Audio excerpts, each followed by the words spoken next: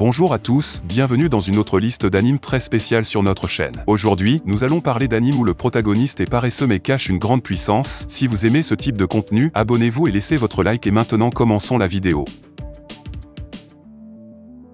Silencieux, apathique, mais espiègle, Rokuju Miharu, 14 ans, est porteur du Ijutsu, Shinrabanshu, une technique puissante que de nombreux clans ninja souhaitent posséder pour devenir le dirigeant de Nabari. Son camarade de classe Kuichi et son professeur d'anglais Kumohira sont tous deux secrètement des ninjas du clan Bantan, s'engageant à protéger Miharu de ses nombreux agresseurs. Restant apathique, Miharu tente de rejeter leur invitation à rejoindre leur club de ninja. Cependant, après de nombreuses attaques, il ne trouve d'autre choix que de rejoindre leur groupe comme moyen de survie. Lentement, Miharu fait un pas de plus pour devenir le dirigeant de Nabari. Ayumu Ekawa est un lycéen de 16 ans qui est tragiquement assassiné alors qu'il enquêtait sur une maison suspecte. Cependant, il se réveille bientôt à côté d'une étrange fille blindée appelée Eukliwo Delcite. Elle se révèle être une nécromancienne qui a ressuscité Ayumu, le transformant par conséquent en zombie. Désormais immortel, Ayumu entreprend de traquer son assassin. Un jour, alors qu'il cherchait dans un cimetière, il rencontre une jeune fille bruyante nommée Haruna, qui combat un ours avec une tronçonneuse alors qu'elle est habillée en fille magique. Après avoir tué la bête, Haruna tente d'effacer les souvenirs d'Ayumu d'elle, mais il absorbe plutôt sa magie pour lui-même.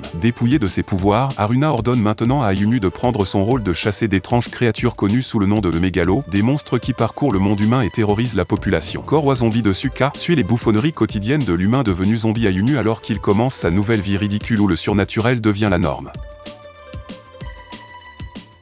Tous les 12 ans, des mercenaires qui possèdent le plus haut calibre de force brute, d'esprit rusé et de précision mortelle se rassemblent pour participer au tournoi du Zodiaque. Chaque guerrier porte le nom et les attributs d'un des 12 animaux du Zodiaque chinois. Avec leur fierté et leur vie en jeu, ils s'engagent dans des combats vicieux jusqu'à ce qu'il ne reste que le vainqueur. Le 12e tournoi du Zodiaque commence dans une ville désolée, dépourvue de toute preuve du demi-million de personnes qui y ont récemment vécu. Pour faire monter les enchères, chaque guerrier ingère une gemme empoisonnée, fixant ainsi une limite de temps au tournoi et à sa vie. Avec un souhait pour le vainqueur à gagner, les guerriers du Zodiaque commencent leur bataille acharnée pour la survie.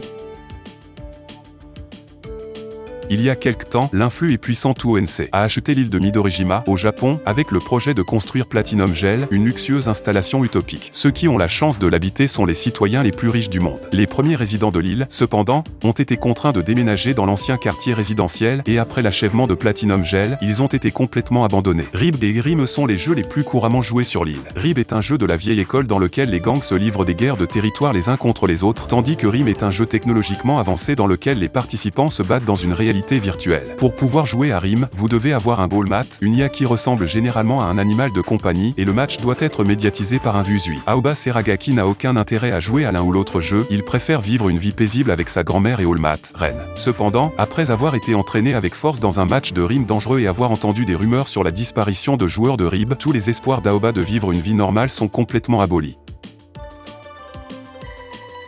Stas Charlie Blue des Impoderoso Vampiro que gobierna el distrito est de Demon World. Seguin los rumors, es un monstruo sanguinario y despiadado, pero en realidad, Stas est solo un otaku obsesionado con la cultura japonesa y completamente desinteresado en la sangre humana. Dejando la gestion de su territorio a su subordinado, Stas pasa su dia holgazaneando, disfrutando del anime, el manga y los jugos. Cuando Fuyumi Yanaji, una chica japonesa, atraviesa accidentalement un portal que conduce al mundo de los demonios, Stas se lena de alegría. Pero justo cuando comienza a sentir una atracción inusual por ella, su territorio et atacado, ello que resulta en la prematura muerte de Fuyumi. Ella se convierte en un fantasma errantistas, cabizbajo, jura resucitarla, ya que esto significaría poder viajar al mundo de los humanos, algo con ello que siempre ha sonado. Blood lad siga Stas y Fuyumi, a los que pronto se unirán el mago espacial Bell y el medio hombre lobo wolf, mientras viajan para encontrar una magia que pueda devolver la vida a los humanos. Namba est la prison la plus redoutable du monde, construite pour incarcérer les criminels qui sont trop glissants pour rester en détention ordinaire. Les 4 détenus qui occupent la cellule 13 sont particulièrement rusés à cet égard, s'étant échappés de toutes les autres prisons avec un taux de réussite parfait. Il y a Jugo, un spécialiste des serrures qui a passé la majeure partie de sa vie en prison, Uno, un joueur doté d'une grande intuition, Nico, un otaku dont le corps réagit étrangement aux drogues, et Rock, un cogneur avec un amour pour la nourriture. Les manigances quotidiennes des 4 prisonniers causent toujours des ennuis aux surveillants de l'immeuble, Hajime Sugoroku, qui tente désespérément de les empêcher de s'évader de Namba. Nambaka suit les exploits comiques et pétillants de ses prisonniers et de leurs gardes. De 3 repas par jour à des festivals sportifs, la vie en prison à Namba n'est pas vraiment si mauvaise, et c'est ce que ces 4-là ont de plus proche d'une maison. Yuji Itami, officier hors service des forces d'autodéfense japonaises, JSDF, et otaku, est en route pour assister à une convention de doujin à Ginza, à Tokyo, lorsqu'un mystérieux portail en forme de grande porte apparaît soudainement. De cette porte, des créatures surnaturelles et des guerriers vêtus d'une armure médiévale émergent, chargeant à travers la ville, tuant et détruisant tout sur leur passage. Avec des actions rapides, Yuji sauve autant de vies que possible tandis que le reste de la JSDF dirige ses efforts pour arrêter l'invasion. 3 mois après l'attaque, Yuji a été chargé de diriger une équipe de reconnaissance spéciale, dans le cadre d'un groupe de travail JSDF, qui sera envoyé dans le monde au-delà de la porte, désormais appelé la région spéciale. Ils doivent voyager dans ce monde inconnu afin d'en savoir plus sur ce à quoi ils ont affaire et tenter de se lier d'amitié avec les habitants dans l'espoir de créer des liens pacifiques avec l'Empire au pouvoir. Mais s'ils échouent, ils font face à la conséquence de participer à une guerre dévastatrice qui engloutira les deux côtés de la porte. Un homme blessé est retrouvé dans les bois par une fille nommée Eruru, et tout en lui est mystérieux. Sans connaître son passé ni même son propre nom, il est accueilli chez Eruru et reçoit le nom de Hakuoro par sa grand-mère et sa sœur cadette, Haruru. Alors que les habitants du village ont de grandes oreilles et de grandes queues, le trait physique qui définit Hakuoro est assez différent car il n'a ni oreille ni queue, mais seulement un masque qu'il ne peut pas enlever. Peu de temps après qu'il est devenu une partie de la vie des villageois, une révolution contre l'empereur tyrannique de la Terre commence et le conflit trouve son chemin vers sa nouvelle maison. Hakuoro doit faire tout ce qu'il peut pour sauver les gens et le village qu'il aime, tout en découvrant les mystères qui enveloppent son passé.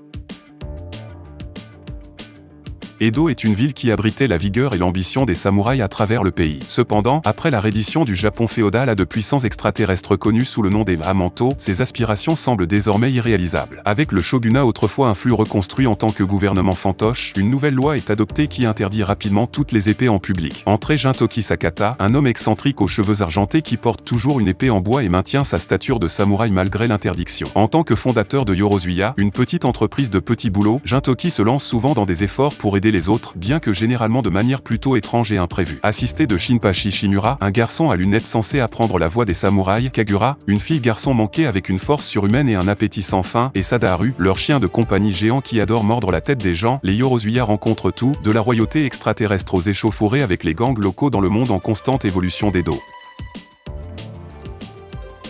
En apparence, le lycée Kudo Ikuse est une utopie. Les étudiants jouissent d'une liberté inégalée et elle est très bien classée au Japon. Cependant, la réalité est loin d'être idéale. 4 classes, A à D, sont classées par ordre de mérite et seules les meilleures classes reçoivent un traitement favorable. Kiyotaka Ayanokuji est un élève de la classe D où l'école déverse son pire. Là, il rencontre l'insociable Suzunori Kita qui croit avoir été placé en classe D par erreur et souhaite grimper jusqu'en classe A, et l'idole de classe apparemment amicale Kikyo Kusida, dont le but est de se faire autant d'amis que possible. Bien que l'appartenance à une classe soit permanente, les classements de classe ne le sont pas. Les élèves des classes les moins bien classés peuvent monter dans le classement s'ils obtiennent de meilleurs résultats que ceux des meilleurs. De plus, dans la classe D, il n'y a pas de barrière sur les méthodes qui peuvent être utilisées pour aller de l'avant. Dans cette école impitoyable, peuvent-ils l'emporter contre vent et marée et atteindre le sommet?